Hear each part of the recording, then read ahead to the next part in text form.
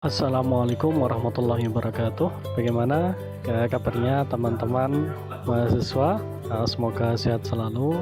Hari ini kita akan membahas tentang sejarah Makosid dan hubungannya dengan kajian hadis kontemporer. Di dalam sejarah Makosid, kita mulai dari masa Al-Juwaini. Al-Juwaini ini dianggap sebagai ulama yang awal kali merumuskan tentang Makosid. Di dalam Al-Burhan, kitabnya Al-Juwaini, dia mengatakan bahwa makosid ini penting, ya, terutama untuk mengetahui sesuatu yang terkait dengan amar dan nahi. Nah, Juwaini ini menjelaskan makosid secara umum, masih global dan belum ada perincian. Kemudian dimulai di kitab Al-Mustasfa karya Al-Ghazali menyebutkan bahwa makosid ini ada 5 sudah dijelaskan, yaitu hifdzuddin, hifdzul akal, hifdzun nasab, kemudian hifdzul mal dan hifdzun nafas. Nah, setelah itu ada juga pembagian tentang macam-macam makosid, kaidah dan juga makosid tentang hukum yang ada di dalam kajian. Kemudian setelah itu ada Asyatibi, dia membagi bahwa makosid ini ada 2, yaitu yang pertama yang berdasarkan qasdus syari', kemudian yang kedua terkait dengan qasdul mukallaf.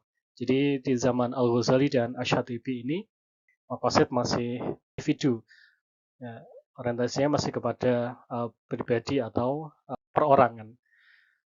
Jadi Syatibi dan Al-Ghazali sama-sama makosidnya masih makosid individu. Kemudian kita lihat bahwa makosid klasik ini mulai dari zaman Al-Juwaini, kemudian zaman Al-Ghazali dan juga Asyatibi ini masih individualistik, kemudian masih menekankan nilai-nilai keislaman secara umum dan masih berdasarkan madhab, kemudian juga terpisah, ya, belum terkait satu dengan yang lain. Nah, kita lanjut setelah Asyatibi ini ada Ibnu Ashur, ini sudah menekankan kepada hurriyatul amal atau kebebasan untuk aktivitas, ya. Kemudian nanti juga Ibnu Ashur sudah mulai menyebutkan maqasidut tasyri' al-ammah, ya. Jadi bukan lagi individualistik.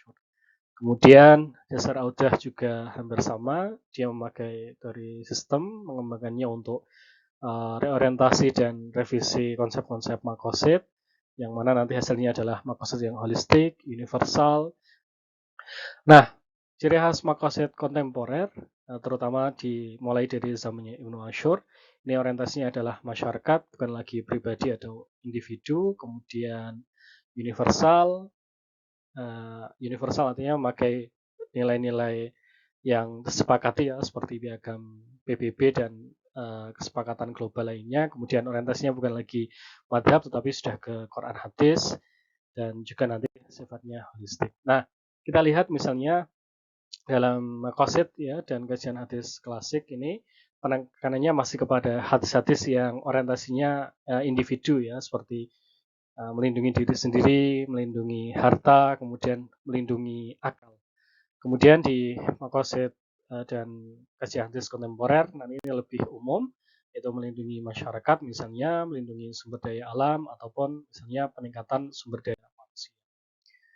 Nah, dari perbedaan ini secara maqasid dan juga kaitannya dengan hadis kontemporer, nah, nanti silahkan bedakan, ya, maqasid klasik kontemporer seperti apa, kemudian lebih baik mana antara kajian hadis klasik dan kontemporer dan hubungannya dengan makosid, kemudian apakah makosid yang individual lebih baik daripada yang kolektif, dan juga nanti silahkan cari hadis-hadis yang berkaitan. Demikian mata kuliah penjelasan mata kuliah hari ini.